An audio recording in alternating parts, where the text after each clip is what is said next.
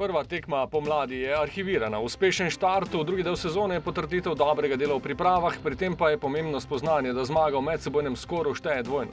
Sigurno, točke so važne, na koncu se štejejo točke in ti je lepo, lepše treniraš, lažje te teden in je dobro, imamo cel teden mira, da se pripravimo na naslednjo tekmo in vzdušje je dobro in to je samo plus. Mitja Viler je bil na prvi tekmi zagotovo eden bolj obremenjenih v obrambi, saj je bilo jasno, da bo tekmec uspeh iskal prek krilnih nogometašev, zato tudi ni bilo toliko njegovih napadalnih akcij po levem boku. Ko smo se pripravili, tudi po zimi smo igrali take tekme, ker si veliko v defenzivnem položaju, ker si non-stop pod pritiskom.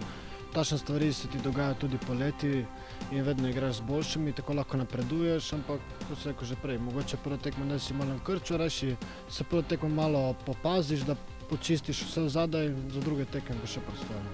Ampak napadalno usmerjeni bočni branilec, prepoznaven po svojih prodorih in natančnih asistencah soigralcem, miri, saj da bo njegov učinek tudi pred nasprotnikovim golom zagotovo spomladi viden.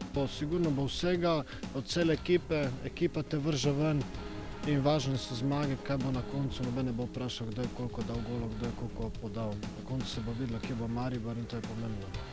Sigurno je tudi lepo za sebe oziroma samozavest, da tudi kaj dodaš, ampak zdaj sem se malo drugače naučil igrati oziroma bom rekel, da če bo vzadej ne bo gola, bom že dosti zadovoljen. Po derbiju je sedaj na vrsti Gorica, neugoden tekmec, ki je jeseni na svojem terenu zmagal. Takrat smo bili v nekem obdobju neke Evrope, pa vzemamo cel teden čas, vemo, da bo ena drugačna tekma, da bomo mi veliko več narekovali. Ampak spet, ne bo treba, ne smeš v slovenski ligi igrati brez glavo, ko smo igrali mogoče proti Aluminiju v prvem delu, ko smo šli vsi gor. Zdaj igramo malo bolj racionalno, malo bolj evropsko.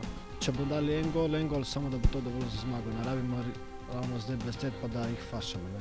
Pri tem pa velja še naprej 100% osredotočenost, saj je vodilna ekipa prvenstva v vlogi lovljene ekipe. Zasledovalci pa bodo prežali na vsak spodrsljaj. Najboljši na planetu.